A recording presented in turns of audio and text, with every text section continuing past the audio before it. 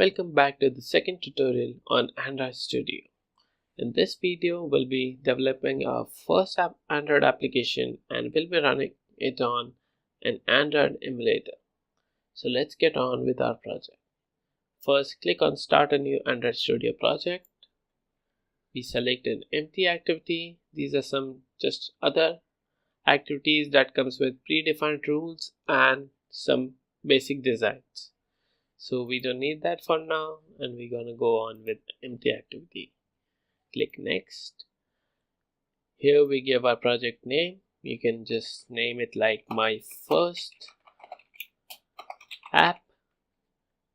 Under package name you can specify your website as in com.google.myfirstapp and something like that. And next we select where we want to save our project, the language we will be using for developing our project, and last but very important is the minimum API level. Here it states that the minimum Android version requirement of your application that your application can run on. So we have selected Android 5.1 Lollipop. This is the most efficient and the best one as of now. You can select as of May 2019, and Android Studio also tells us how many apps, how many Android devices are currently running above 5.1 Lollipop, that is 80.2%. So we click finish now.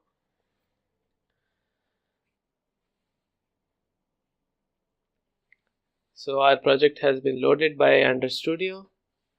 This is an empty activity. As we can see, if you zoom in, if you can't, you are already given with the hello world predefined text here. It's a text view. We can change the text by clicking over here. We can write anything else like my first app and it'll change here. So this is like the front end of the Android application, and this is the design view and this is the text view, and this text is coded in XML. So all the Android application front end is coded in XML, while all the backend work is done in Java. So as you can see, this is the activity_main.xml file. This is the XML file for the main activity.java file. And if you want to know how it connects both the files, is as you can see, tools : context is equals to .main activity. So here it links this XML file with the main activity.java file. Over here, first let's set up our Android virtual device.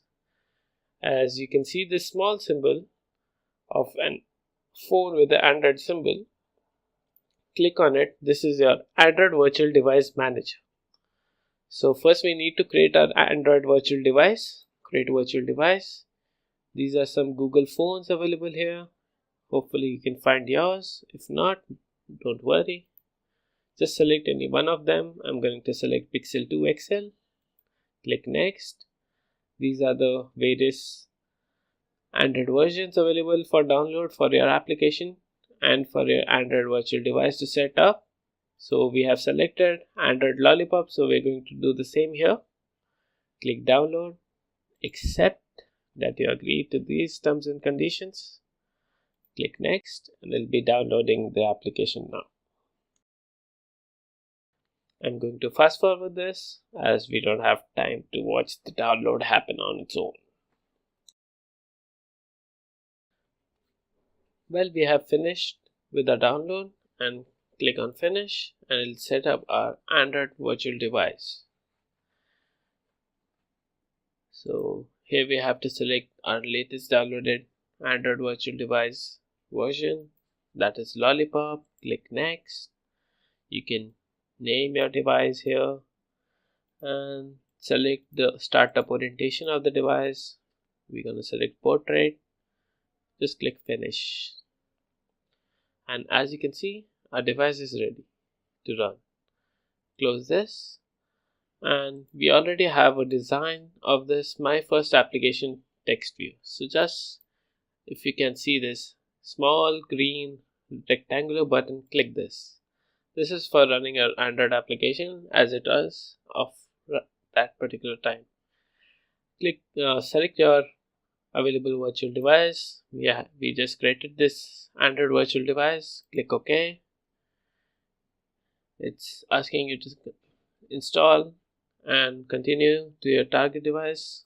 Click install and run. It'll just install a few things that are left behind by Android Studio. So let's just wait for a second. Okay, it's installed. Click finish, and in short time our Android virtual device should be visible, or maybe it is already. So as you can see, this is my new Pixel X. Click got it, and as you can see down below, it is running the Gradle build. That is, it is making your application ready for installation on your Android virtual device.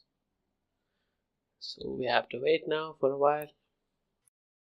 As you can see, our first application is launched and ready to use. Congratulations, you have made your first Android virtual device and you have made your first Android application. We'll carry on with more complex problems in the next tutorial. Thank you for watching. Like and subscribe.